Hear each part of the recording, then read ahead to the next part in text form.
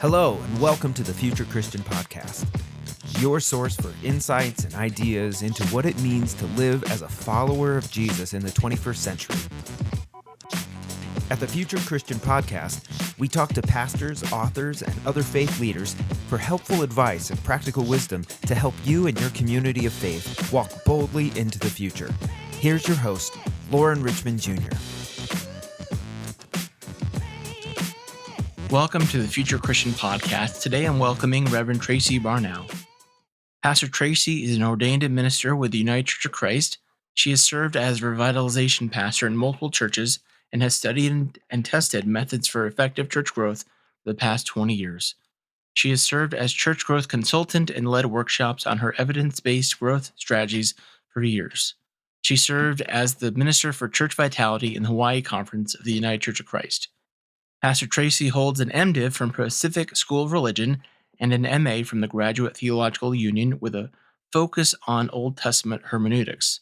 She has BAs in Russian and French with a minor in Spanish from Portland State University. Pastor Tracy currently resides in Los Angeles with her 2 teenage daughters, a terrific fiancé, his mother, 2 gigantic dogs, and 1 very old cat.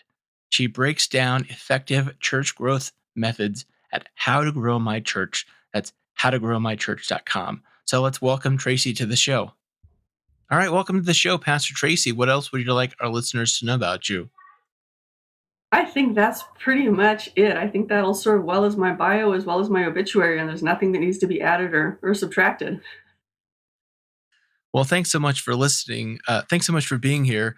For our listeners, I was going to say, we're recording this the Friday, the day after Thanksgiving, so the kids are home from school, so you'll hear them in the background.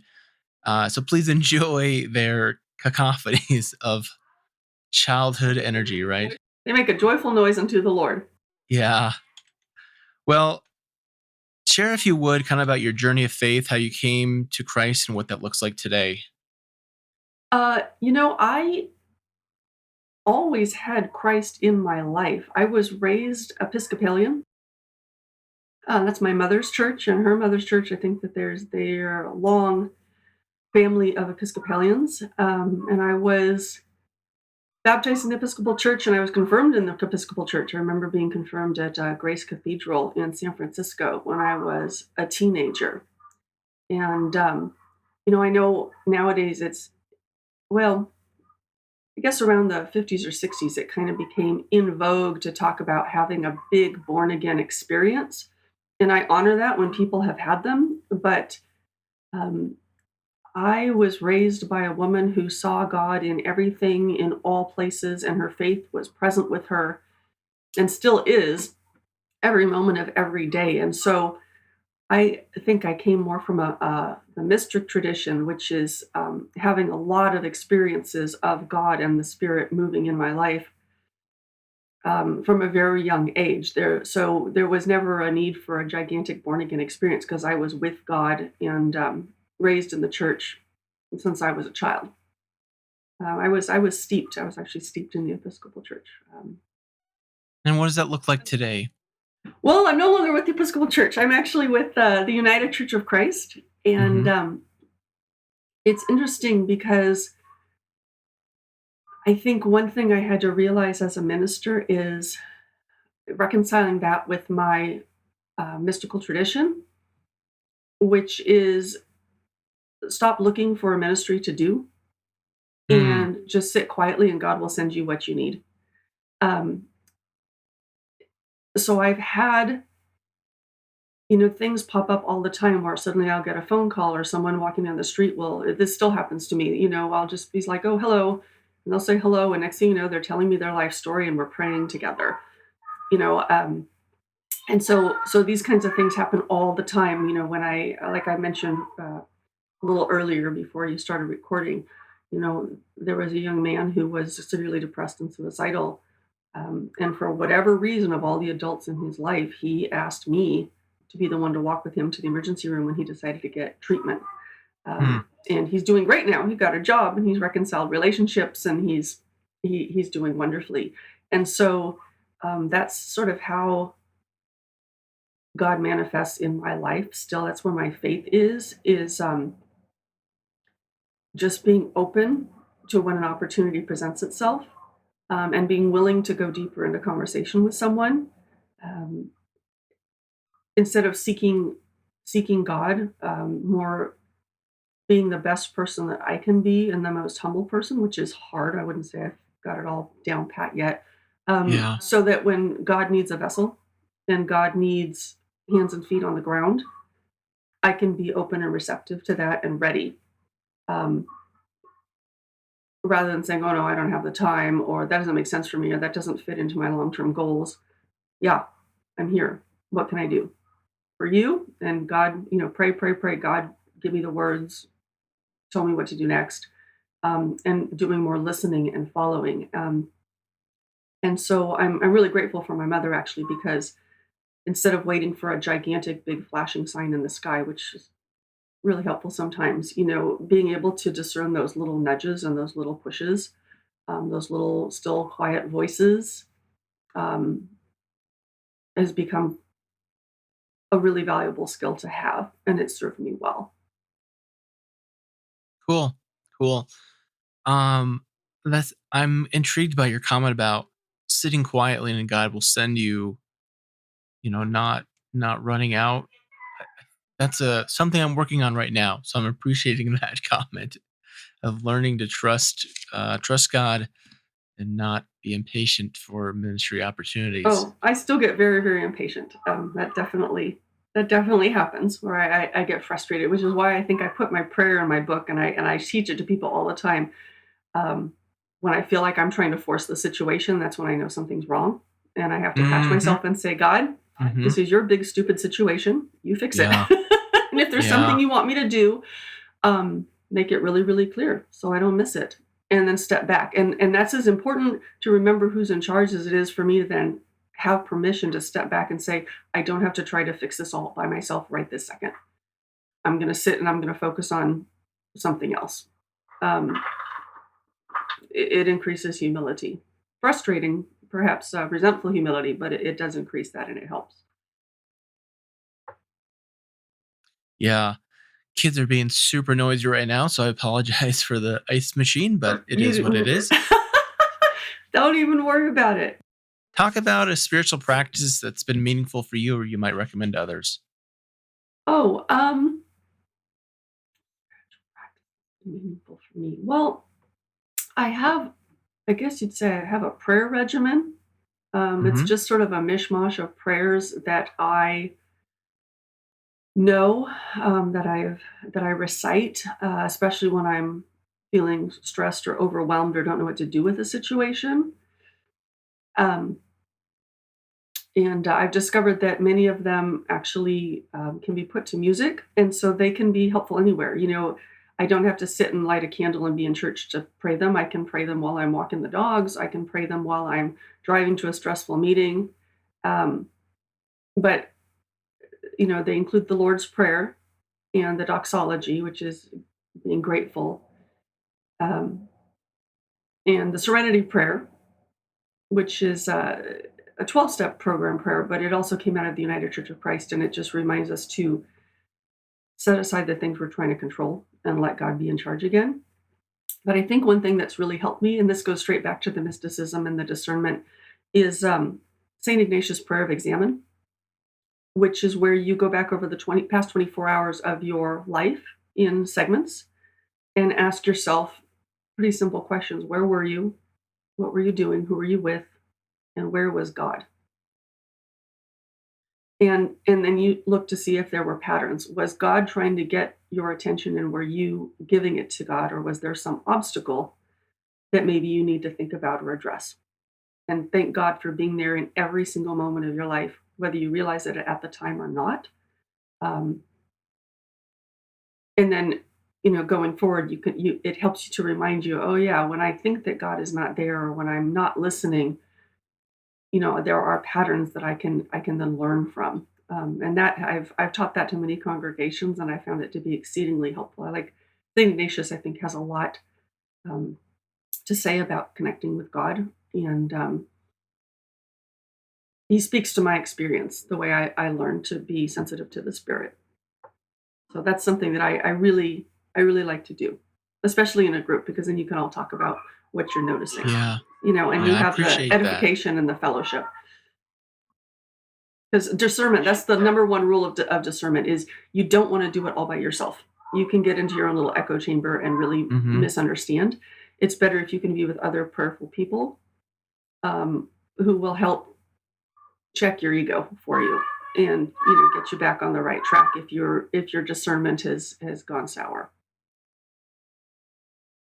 Well, those are some good thoughts. I especially appreciate that idea about controlling what you can control. I know we were talking before we started recording about family systems theory, and that's a big theme in that. It's just, what can I can control? What can I not control? And just those centering prayers can be great way of kind of grounding ourselves too. So, very helpful. Let's talk about your book. So, Pastor Tracy's the author of Grow Your Church, Overcoming Biggest Obstacles to Church Growth and Getting 85% First Time Visitor Return. So, share with us kind of maybe before we talk about the book, share about just how you got into this work and why. Um, well, I would say I've long been a bit of an organizer. I Yeah, I've always been sort of an organizer. I tend to see, oh, there's an issue. Let me see if I can get the people to work on that together. In high school, I was doing that with the ecology club, trying to get a recycling program going at my high school and stuff. In college, I was doing it with the ballroom dance club in a university that had a real binge drinking problem, and trying to find other things for kids to do, for students to do. And so, I had been doing sort of growth work unofficially in my volunteer life for many years here and there, just starting things and growing things. And then um, a big sort of galvanizing event happened when I was with the United Church of Christ. I had just started attending this little church called Hillsdale Community Church in Portland, Oregon. It's still there. It's still a great church. Um, and I noticed a couple of things. First of all, they were really welcoming when I got there. And they were like sort of the classic church. They were sort of the canary in the mind of what we're seeing with churches now, because everybody there was over 70. I was the only person under 70. I was in my 20s. And now that I know more about, how to welcome newcomers and what's effective and not, theoretically, they did everything wrong. They kind of glommed onto me the first day. They asked me to join everything. But they remembered my name and they were Yeah. really friendly. And I tell about that in the story about how I met Molly and everything like that. But one thing that they did was somebody asked me if I would serve as the chair of the outreach committee. They felt they'd been stagnating for some time. They see this college student coming in young, about to get married, right? This is like, I didn't even realize I was sort of the target market for churches if they identified, young married couple about to have kids, Yeah. let's put him in charge of everything and get him involved. And so I remember this person sent me a card and saying, I've been thinking about it. I've been praying about it. I thought you might be a really great outreach committee chair. We need someone. Would you be willing to serve? Would you please pray about it for a few days? And I'll call you. And I'll call you to see what you think, what your final answer will be. And I remember getting this card in the mail and looking at it and thinking, that's the stupidest thing I've ever heard. What is this person thinking? Why would she want me to be an outreach chair, to run a group, to try and get it, rejuvenated? She saw gifts that I did not see. And I remember this card, I call it the stupid card. This card, it was aggravating to me because I wanted to avoid it and I couldn't avoid it. She said she was going to call me, not would I please call her. We weren't really emailing each other, so I couldn't just send a polite email to avoid the phone call. And I remember it stared at me, like it sat on my coffee table for so long, staring at me. And I would stare at it and it would glower at me and I would glower at it. And then I would say, oh man, she's going to call. How am I going to tell her no? And then one day this wild thing happened. Do you have time for just a little story for a second? Yeah, go for it. Okay. So here's the thing. I don't think I put this in the book, but I was sitting on my couch one day And I just kind of got the urge to go and look out my kitchen window. And my kitchen, we were up at sort of halfway up a hill. I lived right next door to the church. Like there was like a little alley, and then the church was next door. And then from the apartment, the hill sloped down, and at the bottom of the hill there was like this huge complex of housing. And I'd never really been down there. It kind of looked like a sort of a picturesque little French village or something with all these little rooftops and but I'd never been down there. Well, that day, for some reason, I do not know why I was drawn to look out the window, but I looked, and you could see Mount Hood from the window. It was a beautiful picture. And something was going on down there, some commotion that I had never noticed before. So I thought, that's odd. It kind of looked like there was a garage sale going on. And I was young, I was in college, we were just recently married, and I just remember thinking, I don't need to go to a garage sale. We don't have any money, and we certainly don't need more junk.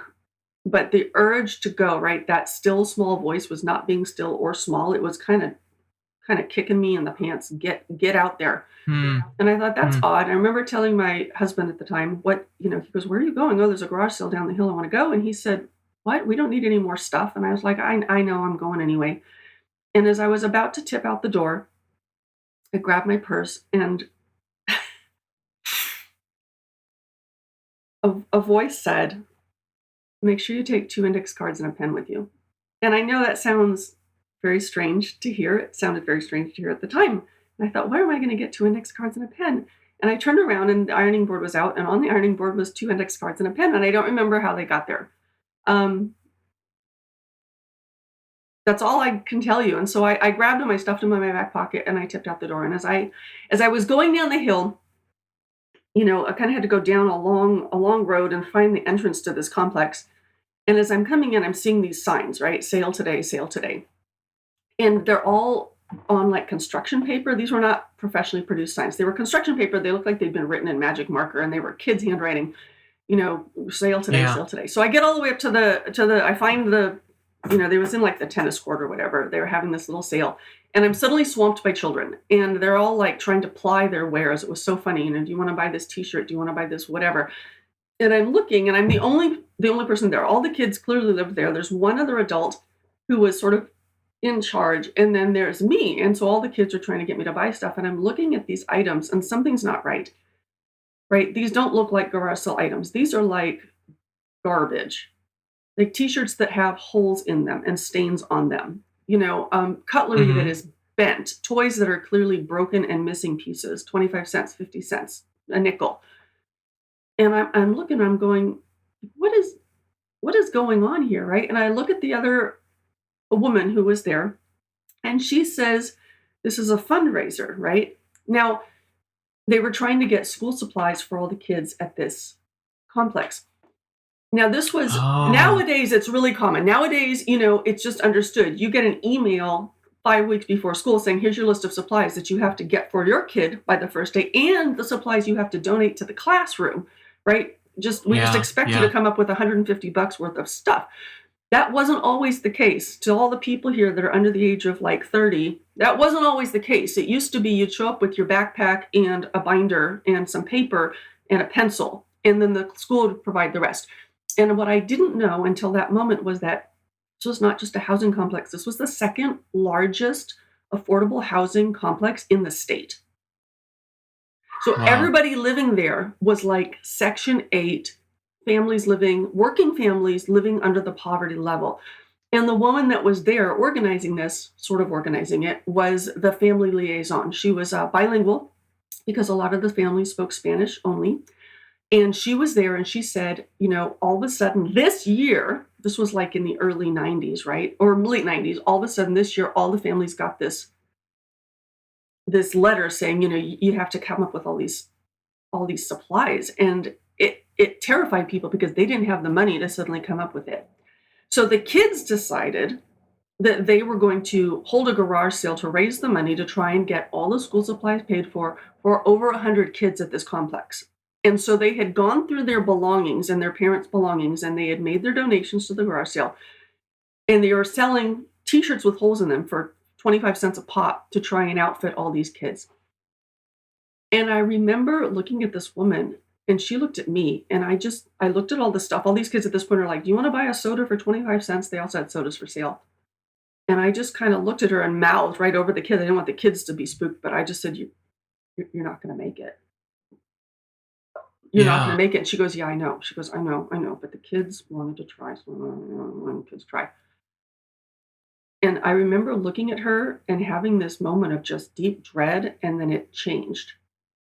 And I glanced up the hill at the church and I looked at her and I said, well, funny you should say that because it just so happens that I'm the new chair of the outreach committee for that church up the hill right there.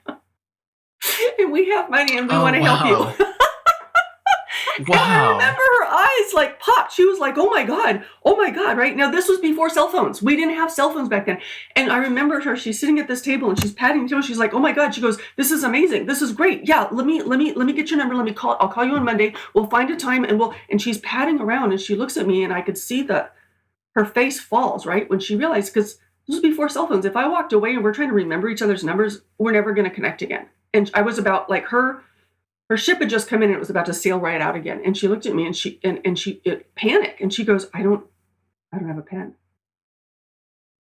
And I thought Wow. for a second and I pulled out 2 index cards and a pen.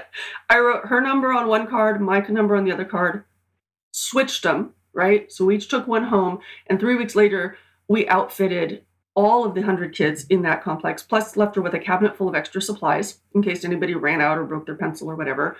We had filled everything on everybody's list and had enough left over. We were able to partner with another church on the other side of town who was trying to outfit all the kids in their neighborhood as well. And all of a sudden we started building partnerships and it spread and it became an annual thing and everybody was so excited. And I ended up serving as outreach chair for multiple years. And it was at that point that I was, I think, really truly invested in church work. And I know in the book I talk about how I noticed that the church at one day, I couldn't figure out why it was still so small when we were getting newcomers, and I figured out the guest book connection and took that upon myself um, to start learning how to get people to come back. But the concept of being thrilled with church work and with ministry and with using it as a way to affect social improvement as a group in partnership with people, not the little benevolent white church on the hill, Yeah. cascading its Yeah. graciousness down with all of its money. We worked in partnership with that group, with that housing complex, with that family liaison coordinator, and with the kids to make it happen.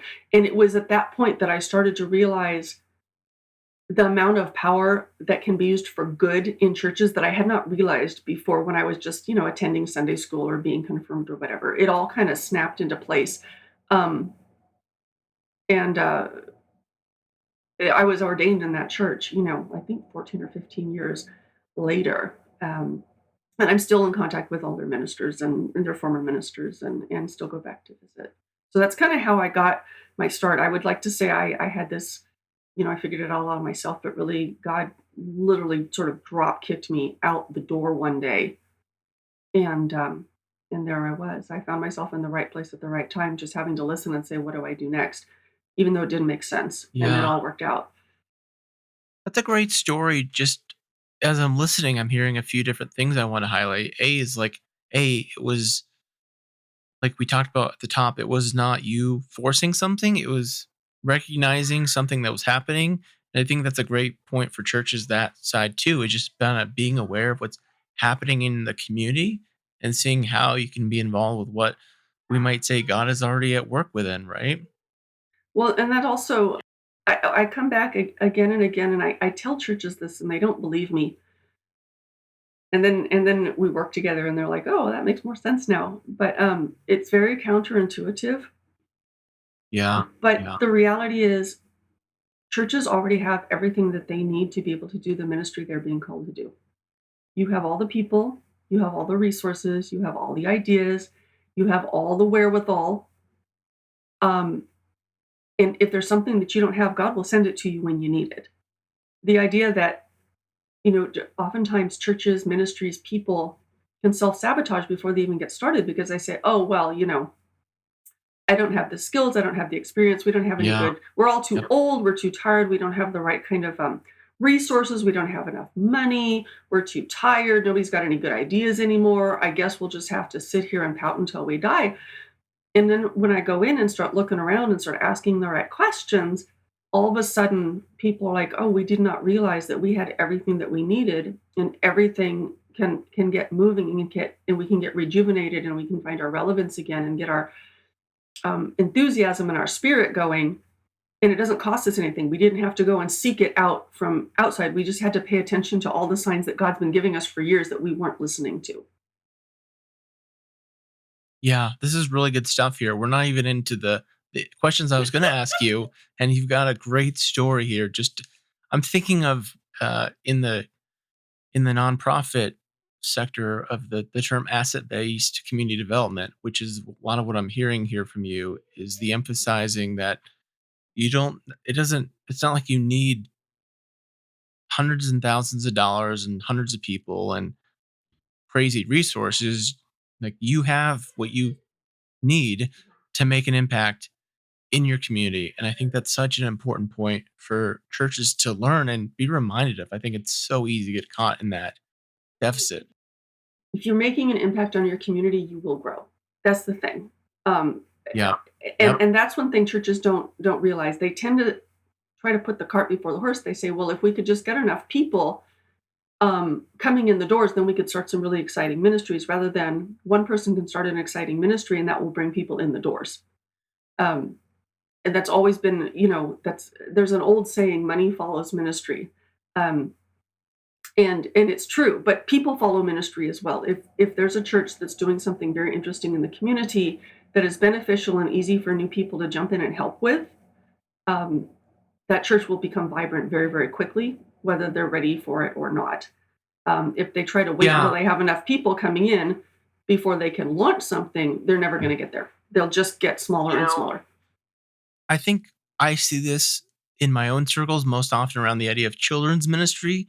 Many mainline churches really struggle with children's ministry. And, children's ministry, good children's ministry is hard, takes a lot of resources.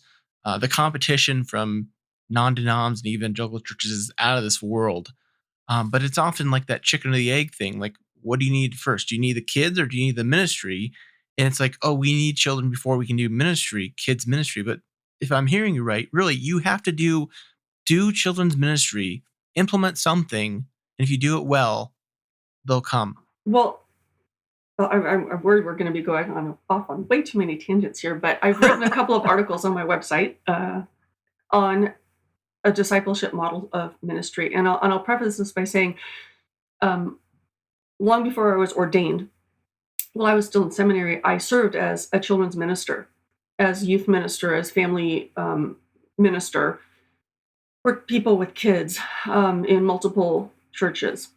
And I will tell you that in every single place where I've served, the children's ministry has grown. New kids have come swarming in, and we did not do it big box model. We did not have, tons and tons of resources that we were throwing at these kids. We were not, hopping them up on candy and doing the party model. We did the discipleship model, which is where we said, you are old enough. If you are old enough to walk and talk, you are old enough to actively participate in the ministries of the churches.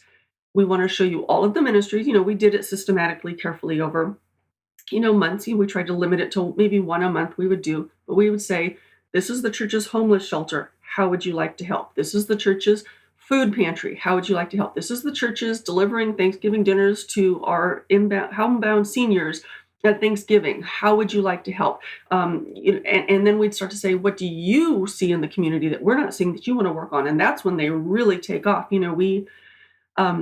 One group of kids, they decided they wanted to put together hygiene kits for refugees. They were really worried about the Syrian refugee crisis. And all of a sudden, they've got a goal. They're preaching. They're getting up in front of the congregation. They galvanized. They're bringing in their friends. One group of kids, I actually did. Yeah, they're bringing in their friends. They're bringing their friends. And actually, one of them in one church, they decided, we went on a walking meditation around the Tenderloin of San Francisco, because that's where the church happened to be located.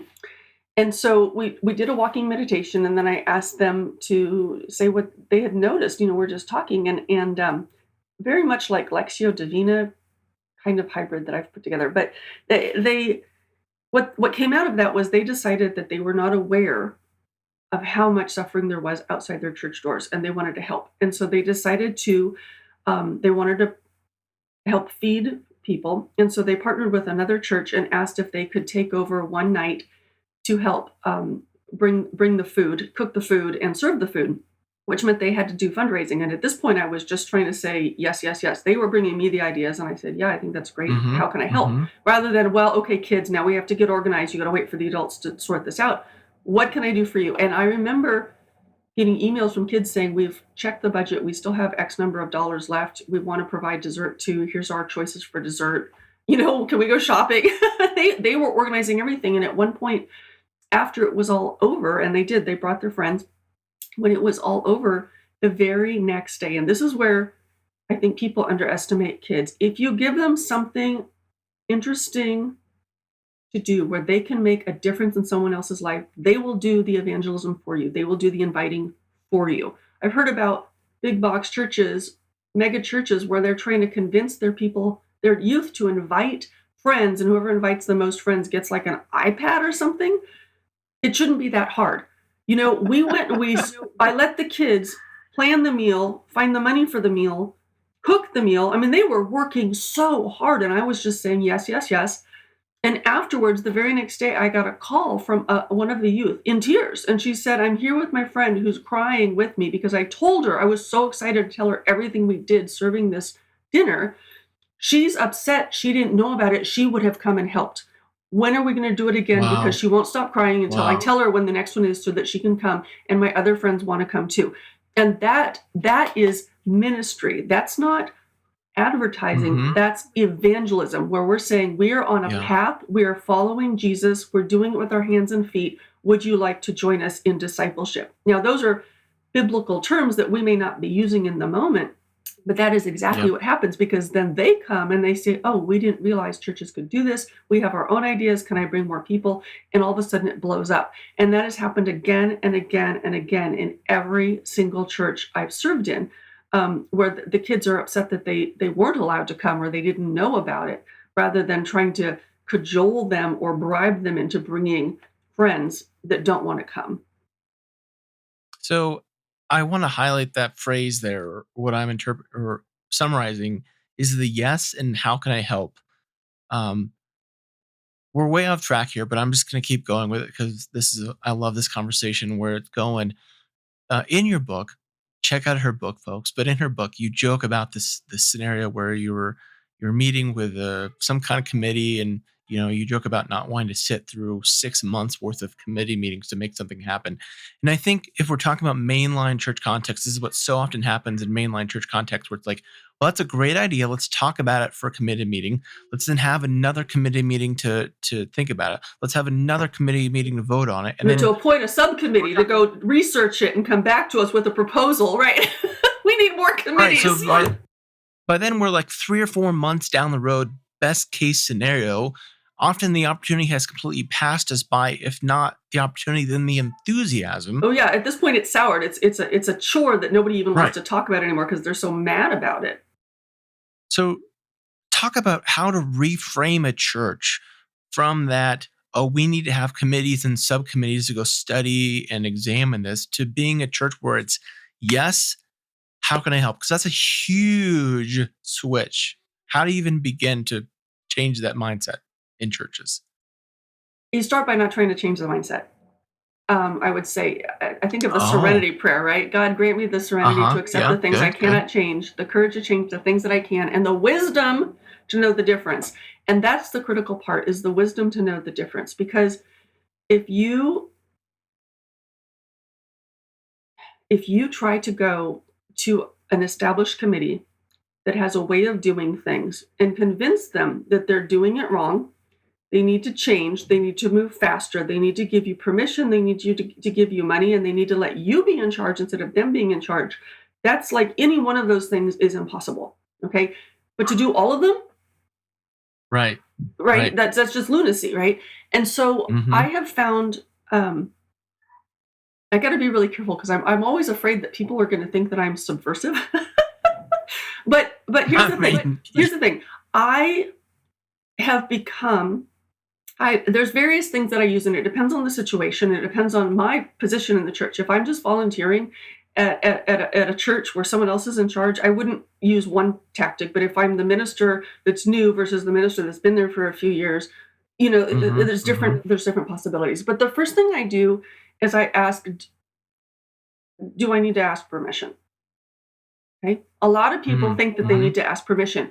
And I know this because as a minister, I've had people come to me and say, hi, we have our special thing that we do every single year. And I was thinking of changing the banner from red to pink. And I wanted to ask your permission and see if that's okay with you. And ask what committee we need to go through to get that approved. And I'll just look at them and think, why are you asking my permission? Yeah. If you need to use church space that you're not already using, like if you need to rent a room, or kick the youth group out of their room for a couple of weeks so that you can put together a homeless shelter, we need to talk about permission and negotiation. If you need a budget line item for $10,000 that isn't already there, you're going to need to ask permission. You got to convince people to do that. But if you want to just go up to a newcomer and say, hi, good morning, how's it going? When people come to visit for the first time, we like to give them a call to see if they have time for a cup of coffee so I can get to know them better and answer any questions they may have. And then, can I get your phone number? You don't have to ask anybody's permission to do that. And if you don't have to ask permission to do it once, you don't have to ask permission to do it 50 times. Yeah. And in my experience, with every single ministry I've ever started, it always started with me and like one other person and just started doing it. And when it got big enough that we needed permission, by that point, we'd already gotten enough momentum, we'd gotten enough enthusiasm that it was already, people were coming to me and saying, how can we help you? The committee wants to talk to you because we're thinking we'd like to fund this. We're so excited about it. Would you write an article? Would you come show us what you're doing? As opposed to me going in cold and trying to explain to them what it would look like. The other thing that I do, there's lots of things I do. If they're not sure, I will often say, well, let's try it for 90 days. It'll take us 6 months to really get this going. And if it's 6 months, okay, it's completely fallen apart, well, then I will apologize and we won't do it anymore. But if it brings in new people, the budget goes up and more kids start coming to our Sunday school, then we'll know that it worked and you haven't lost anything. And that's where it gets down to most of my methods that I have tested and that I have tried out and that I have found to be the most effective. There's lots of effective methods. There's thousands of methods. There's many effective methods, and then there are the ones that are the most effective. And in my experience, based on my research and my data, those don't cost any money, which makes it a whole lot easier to convince a committee to go along with it. Yeah. If you're trying to convince them to take, when money is tight and they're really worried about the budget and they've been declining, try and convince them to invest hard-earned money into something that they don't know will work, they will always see it as they'll start to evaluate it in the terms of cost effectiveness. But if you say, this is going to cost nothing, I'm willing to do all the work, I just need one other person to help me do X, Y, and Z, this is what I'm anticipating the benefits are, it's a lot easier for them to say, we have nothing to lose, everything to gain, and I don't have to do anything. If she's willing to do all the work, then I don't care, right? Yeah. That makes it a lot easier. I remember at one point I was helping a church apply for a grant. There were all these church vitality grants. And I had been working with them and talking with them and discussing, different strategies they could do and different, plans and sort of, because they were trying to make a 3-year plan because then you write it into the grant and you get it funded. And so we were talking about all these different things. This is everything that I would teach in my book or on my website or, in my workshops. I was just telling it to them and saying, let's put this in the grant. And, and at one point the grant, it became clear that it was not a good option for them anymore. Trying to apply for, there's a whole bunch of reasons why, which I won't go into, but I was just saying, I don't think this is your best option. I think that you would be wasting your money having me try to help you get this grant. Even if you got it, it wouldn't be cost effective because there were so many riders on that grant that they had to promise to do that were going to cost money. In the end, it was going to be a wash. Okay. And then they would be under all these restrictions to do everything they'd said they were going to do, and they wouldn't have any money to really do it. And I remember talking to the minister on the other end of the phone. I'm saying, I'm so sorry, we've already invested 3 months into this process, and now I don't think it would be cost effective for you to go forward. And he said, well, honestly, all the things you've been asking us to do, we've already started doing before we even applied for the grant, because they were already easy to implement and they didn't cost any money. Nothing you've recommended thus far actually has a price tag attached. We've already been doing it and they're already working. He said, so forget the grant. Would you just come teach us more? And it was that easy. They were like, oh, $20,000. We don't even need it because we're already being successful without it. And it took me a long time to realize that. But to make that point from the beginning, to try and convince a committee, to try and get something going, to know in advance that nothing you will do will actually hurt the church. There's nothing you can do that can hurt the church. Okay, you're not going to, none of my, even if you do them poorly, they're not going to make a net loss financially or in people. But the net gain that you could get as a result is so exponentially large, it becomes a lot easier to convince people to be willing to take that first step, even if it's just them. And it's a lot easier to convince a committee to go forward if you do need their permission, if you do need their buy-in. And buy-in there's a difference between permission and buy-in. If you want people to be behind you and excited for you and not trying to sabotage you while you're going, buy-in is important, but that's very different from permission. And I've learned to say, I'm coming to you because I want to let you know what I'm doing, what we are working on, not what I would like to do if with your permission. And I'm asking for your blessing. That's very different from saying, I've got all my ducks in a row and I'm asking for your permission so that I can get funding. To say, we're working on this. We've noticed we're already getting fruits. This is what we can envision it looking like in 6 months. And I need your blessing because you're going to be seeing more announcements coming out and I don't want you to be surprised. That's great. I love the distinction there between buy-in and permission. Yeah, because if you ask permission, they are automatically keyed to say no. And then later, when things are going well, you can say, I'm coming to you because we need more money. But that's usually after people have already started donating. And that is the final thing that I'll say on this particular point. When we talk about, ministries are self-generating, that is my litmus test for a viable ministry. When I feel that nudge, when I feel that push to do something, when I start, like with the kids, I remember with the school supplies drive, getting up and asking people, would you please donate pencils? We did the math. We need, 122 backpacks and binders. Actually, we didn't give out backpacks the first year. We just gave the stuff to put in the backpacks. But so many binders, so many pencils, whatever. We calculated all the lists. And so people were going shopping for it. But I knew that it really had legs when someone I didn't know, this is the test, right? Someone that I don't already know comes up to me unsolicited and hands me money for the ministry. Because I never once got up and said, would you please donate money? I said, we need pencils, we need glue, we need, safety scissors or whatever. But someone I had never met before walked up to me after worship someday. I'd never even seen this person's face and said, hey, here. And he put $100 in cash in my hand. Here's some money. I want you to put it towards those kids. You're doing such a great job. I want you to use this. I'm not going shopping or whatever, but here's some money and I want you to use it for those kids. And I went, wow. So then by the time I did go to the committee like 2 years later and said, we need X number of dollars for backpacks, I was able to say, we've already raised $1,200. We need $800 more. And then they say, oh, we're not trying to do this. It's not just us investing. It's a partnership and other people are helping. And it's a lot easier for people to say yes to donating, whatever it is, when you can say other people have already donated. We're just asking you to fill the gap so that we can get to the goal, rather than saying we're trying to raise $20,000. Lauren, do you have $20,000? If I said we've already got, $12,000 with promises from other people, and we still have 6 more months, but I'm trying to figure out where that last $40 is going to come from. Lauren, do you think do you have any friends that might be interested in helping? Could you come up with $40? People go, oh, well, yeah, actually, when you think about it, I could probably come up with $40 if I did this, this, and this, and they'll find money. And so that makes a big difference as well when trying to convince or change that church culture. there's biblical precedence for this. Jesus just always started with, what do you have, right? The great prophets started like Yeah. Elisha with the widow's Yep. oil. Well, what do you already have? Not, well, we're going to Yeah. have to find $50,000 someplace to save your kid. What do you already have? I have one pot of oil. That's it. One. Okay, well, Love it. if we ask everybody to pitch 5 in, loaves and 2 fish. right, then it'll, if we just are willing to share, it'll work itself out.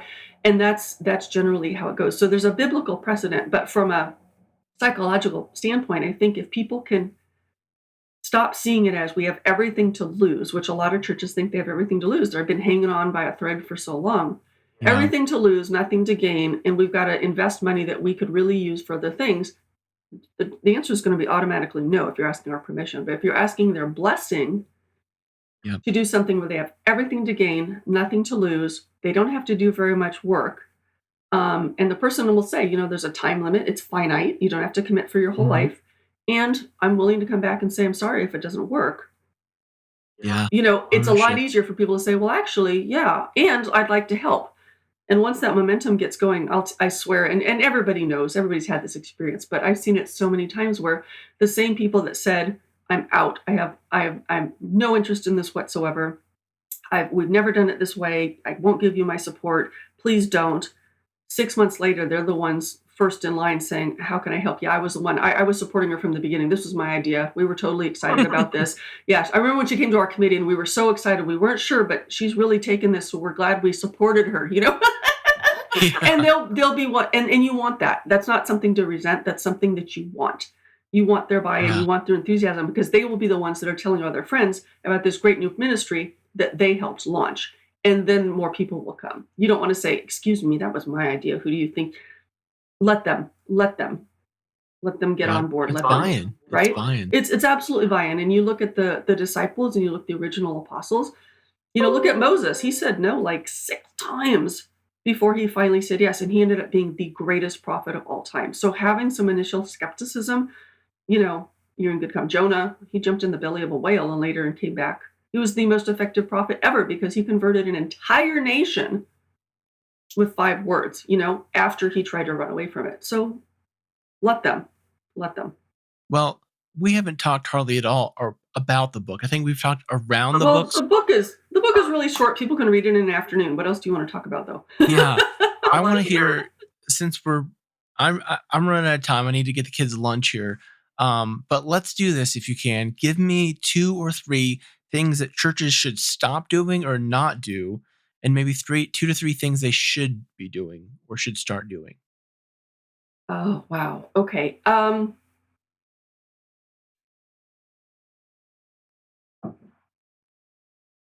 would say stop worrying.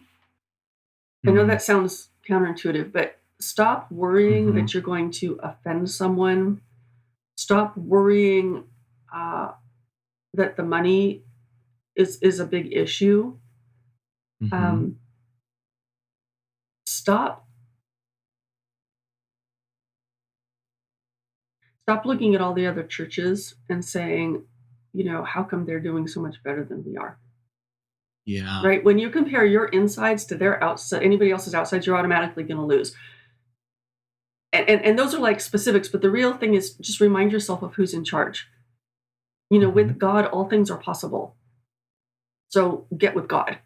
And then the things to do. I lay them out very, very clearly in the book, but I truly believe that it's not about money.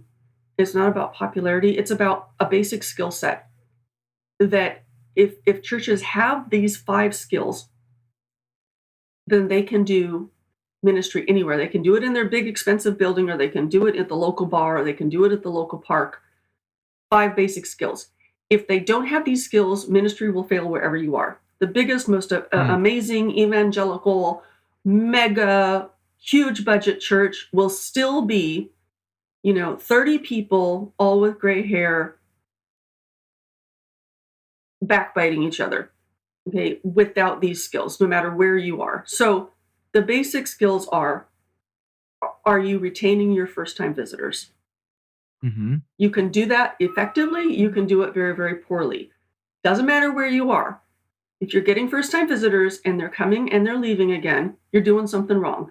Learn the new skill, And then no matter where you are, if the visitors are coming to you at the local pub, if they're coming to you at the local park, if they're coming to you at the local dog park, if they're coming to you at your Bible study at someone's house, if you can retain them, your ministry will thrive. So skill Yep. 1, skill 2. So for me, I would say learn the 5 skills. Retain your first-time visitors. Learn how to invite people and teach your congregation how to invite people, which is what my second book is about. That one's the one that's coming out in January. Disciple your youth. Don't try to attract kids. Disciple your youth because they're going to be taking over your church. Mm-hmm. Teach them how to lead, let them lead, give them plenty of room to practice and fail. Because by their time they're in their late teens, you want them in charge of something. Okay? So youth, learn how to ask for money in effective ways. And 5, get out of your own way. And that is a skill. That is not an attitude. That is a skill. And it starts with saying, God, this is your big, stupid church. You're aggravating, backbiting, impoverished, old, tired, burnt out, words that cannot be repeated here. Church, right? Mm-hmm. You fix it. You grow it. Yeah. You heal it. You turn it into a vital force in the community that's doing good. And if there's something you want me to do, you let me know and make it really, really clear so that I don't miss it. And then get out of the way.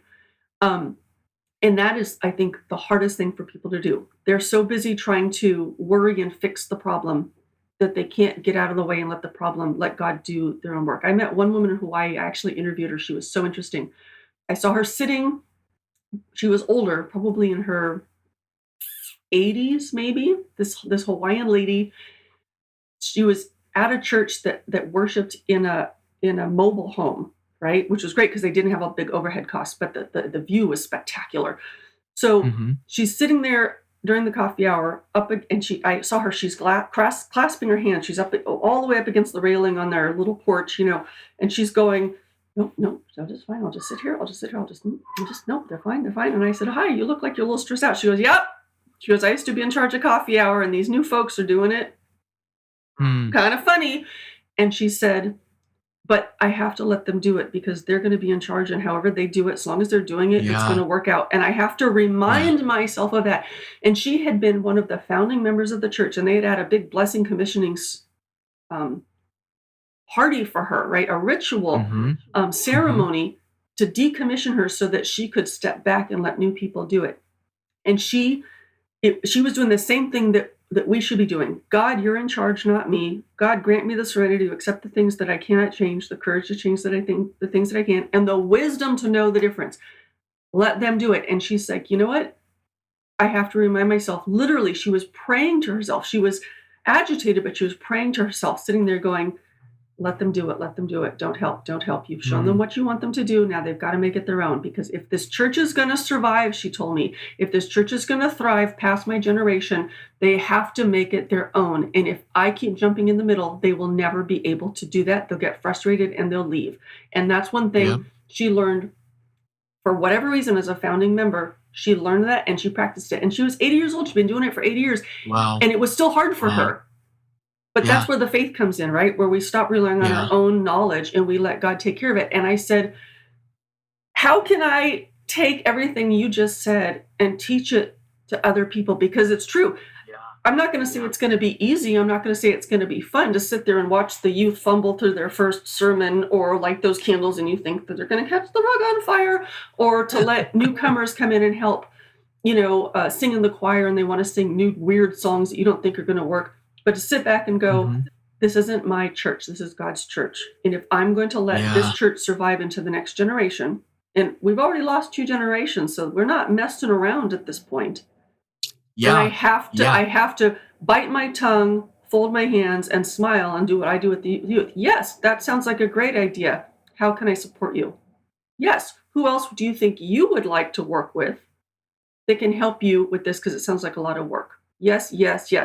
And go home and you can still be vexed. You can still gnash your teeth and weep and wail and drink your coffee and gripe to your friends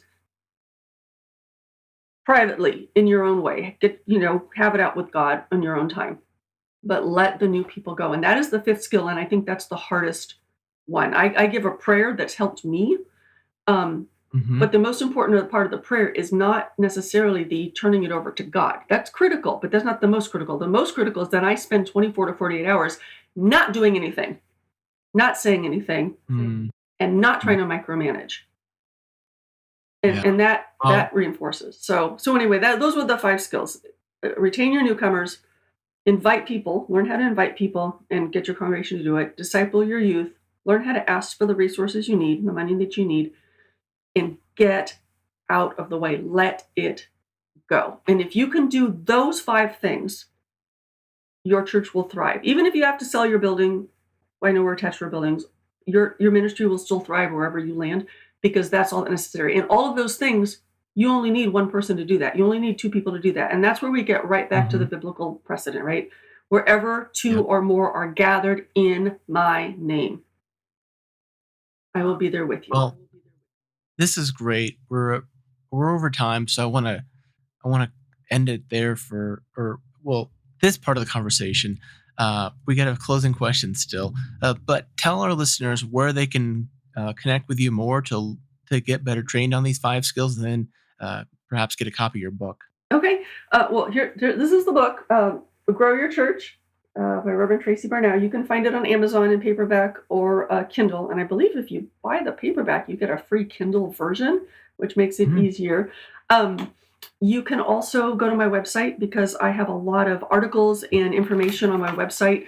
I would say it's a blog, but it's not really a blog. It's a series of articles of step-by-step breaking down these methods, how to do them, how they don't cost anything, how you can, all the things that I have failed, I try to make that clear, all the ways that I've messed them up so that you don't make those same mistakes. You can find that all on howtogrowmychurch.com. Go to the part that says blog, and you will see all the articles that list exactly that. And there's one article that it talks about how to stop dreading the future and let the future church emerge today. That one breaks down the 5 skills and links you to all of the different articles for each skill. So that would be a good place to start.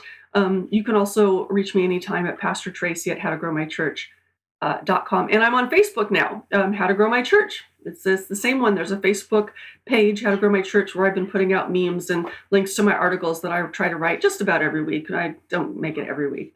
Hi, I see we have a new person that's joined us today. Hello. For our listeners, Jackson my son is with us here. Let's take a quick break, and we'll come back with some closing questions. Okay, great. All right, we're back with Pastor Tracy and Jackson, so you'll hear him in the background. But Pastor Tracy, if you can take these closing questions as seriously or not as you like to, but if you're Pope for a day, what would you like to do with yourself then? If I were Pope for a day, the Pope did one thing that really impressed me a couple of years ago when he found out that one of his cardinals, who had been instrumental in the child abuse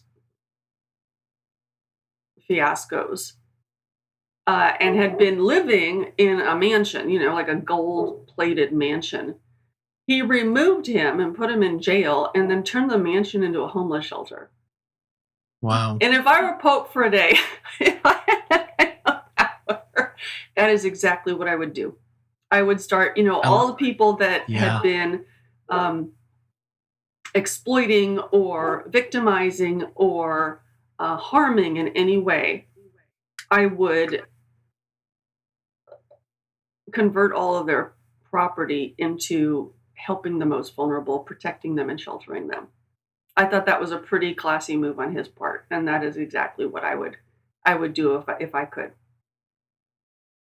Yeah, that's pretty good. How about a theologian or historical Christian figure to meet or bring back to life? Oh, well, I would say I like St. Ignatius of Loyola. I would really love to meet him and talk to him. I don't have time to go on a 40-day retreat, which is what he recommends. But if he were alive, I would make that time. And the other person that I absolutely adore is Rabia of Basra. She was a Muslim saint and poet who was actually born and lived about 500 years before Rumi. But his poetry, which everybody knows and loves, was actually based on her poetry. And he Oh, made her a interesting. Sufi saint, even though Mm. Sufism hadn't been invented when she was alive. But that woman is such an embodiment of God's grace that out of the most terrible, chaotic, nasty circumstances, God can take all that and turn it into something elegant and beautiful. I would love to just sit in a room with her and listen to her talk. That's good. Good. What do you think history will remember from our current time and place? I think that it will become apparent that America has been doing Christianity a little weird for the past 100 years or so. Americans don't realize that they are very out of alignment and out of step with historical Christianity and worldwide Christianity. You know, the American way of doing megachurches and such is very strange. I think that we will be judged, um, as we all are, on how we treated the most vulnerable, um, the most poor, the most hungry, the most uneducated.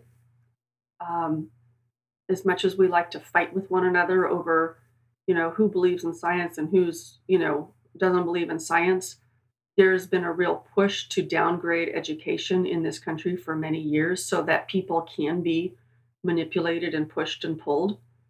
So to then blame the people that were actively targeted for decades, I don't think it helps anyone. I mean, we're in a pickle now, but later, we will look back and say, "Oh, look at how a government or corporations or entities deliberately rendered a population ignorant so that they could exploit them." I mean, we see this happening. The Taliban does this, right? All of a sudden, women aren't allowed to be educated, and all of a sudden, the women are exploited. Nobody is ignorant of that connection. And I think that it starts to bear fruit after a few generations, and we're seeing the fruits of that now.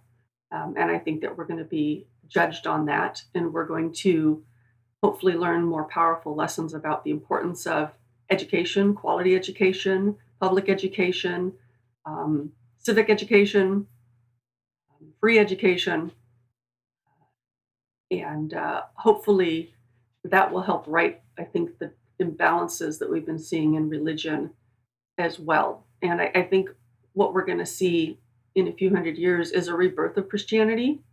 I think it's going to be really, really messy, as birth often is. But I think we're going to see a real rebirth in a more classical, traditional form of Christianity with small churches, a lot of sort of freedom fighter types, um, sort of subversive Bible studies that get back to the heart of the scripture. And that's going to be really necessary because people will need a sanctuary. We're at a point in society where people need a sanctuary, people need houses of faith, people need gospel to counteract what they are experiencing in real time in society. And so I think a lot of traditional churches are going to fall and a lot of new little tiny ones are going to be birthed. And that's why I keep getting back to those 5 skill sets, because I think a lot of pastors that are experiencing disillusionment with the church could very easily go into starting their own smaller churches. But they need the skill set that they were not taught and they have not learned and they haven't had a chance to practice.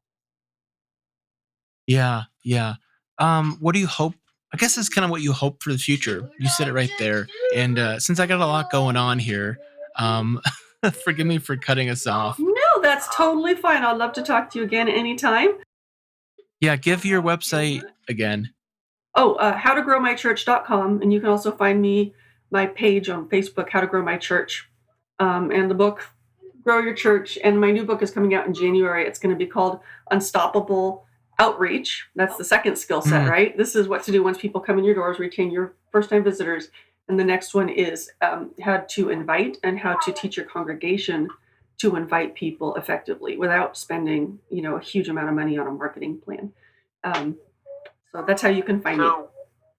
So when this airs, this will probably come out after your book is released. So go look for her book, Pastor Tracy Barnowe's book. Both books, highly recommend them. Thanks again for your time. Thanks for your patience with the. Jackson was a delight. He was the highlight of the interview. Good. Leave folks with a word of peace, and may God's peace be with you. May God bless you as well and your entire family. Thanks for joining us on the Future Christian Podcast. To learn more about Lauren or the podcast, visit future-christian.com. One more thing before you go. Do us a favor and subscribe to the podcast. And if you're feeling especially generous, leave a review. It really helps us get the word out to more people about the podcast. The Future Christian Podcast is a production of Torn Curtain Arts and Resonate Media. Our episodes were mixed by Danny Burton, and the production support is provided by Paul Romig-Levitt. Thanks, and go in peace.